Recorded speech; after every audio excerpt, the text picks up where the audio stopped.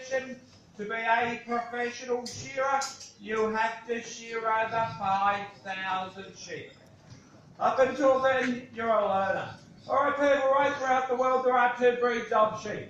One being bred for wool, which both these are up here because these are merinos, because their wool is the softest against your skin and it makes all your expensive clothing. The other ones are bred for meat, they are crossbreeds. I call them artificial meat, because their wool's a lot harder, a lot rougher against the skin than what the merino wool is.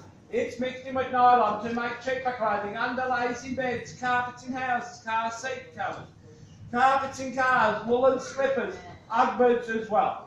Now what you see done in a demonstration, people, it's been done for hundreds of years. The only thing that has changed is our technology. We do not hurt a sheep, no stress on the sheep. The only one that has the stress and the pain is the shearer himself.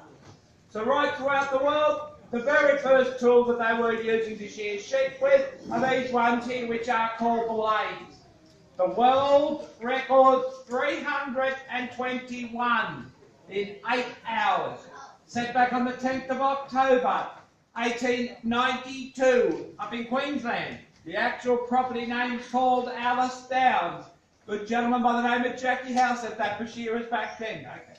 They progressed from these blades to the first mechanical shearing gear, which was invented in 1888 by an Irishman by the name of Austin Woolsey.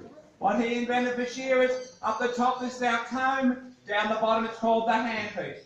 What happened back then, what they done, they had to shear off between the tools to see which one was better.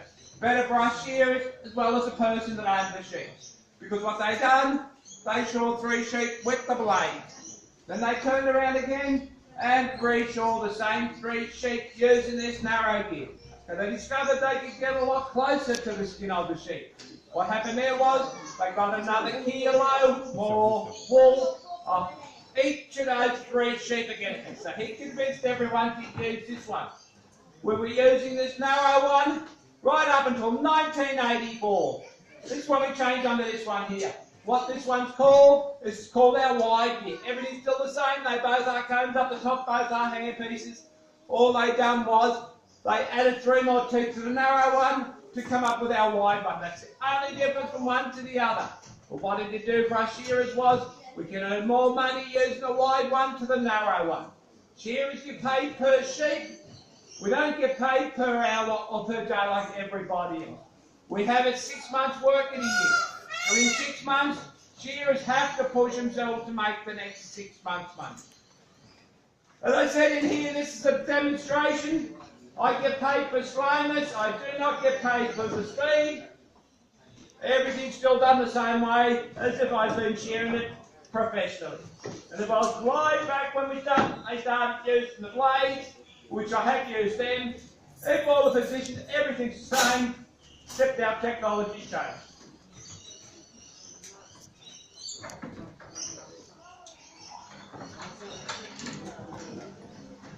Now I just can't ask one of these 2 lovely little merinos to come and stand while I shear it. That doesn't work. I'm going to make it sit up on its rump, and I grab the 2 front feet.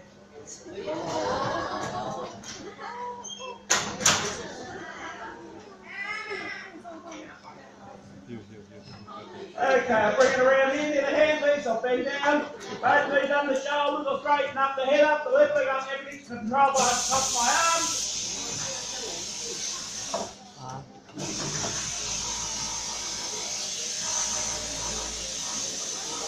Pick up the head piece.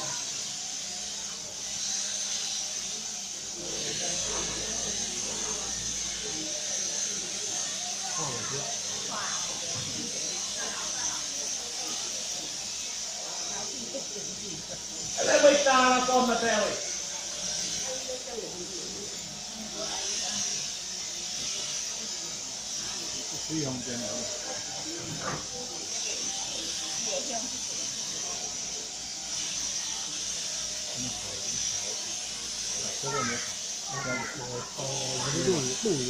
The belly roll. Down inside the leg.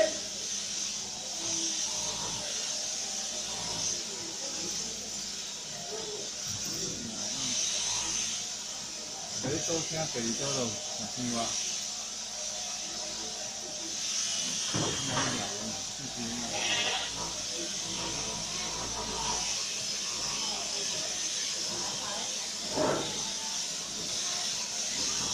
Come on, Malik, on the outside. Sorry, man, the bird up, bring that along on that foot. Take him up to the inside. Push down the leg.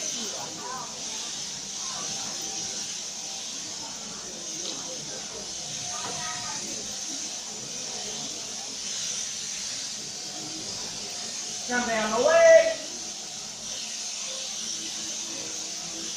Kick that leg. Held back with my left hand.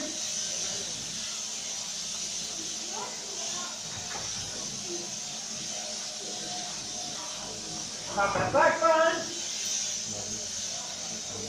Sit on the head. On the eyes. On the wall down.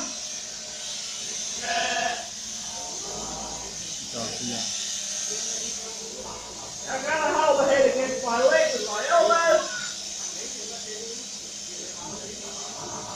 I'll come up on those dangerous part of step on here and up his neck. The neck's not just dangerous for me, but it's dangerous for all shearers. And I want you to start to learn to shear a sheep, but when you saw a lot of sheep like I've drawn in my lifetime, which I'll roughly tell you how many when I've drawn this one.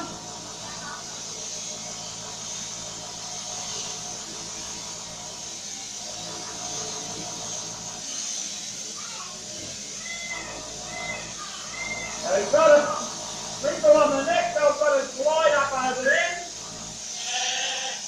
That's right, boys.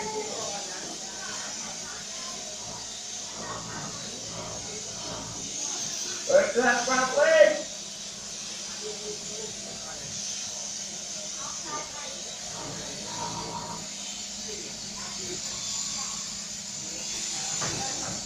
Down that shoulder.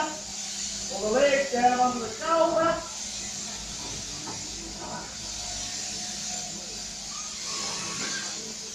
Okay, now I'm going to take around.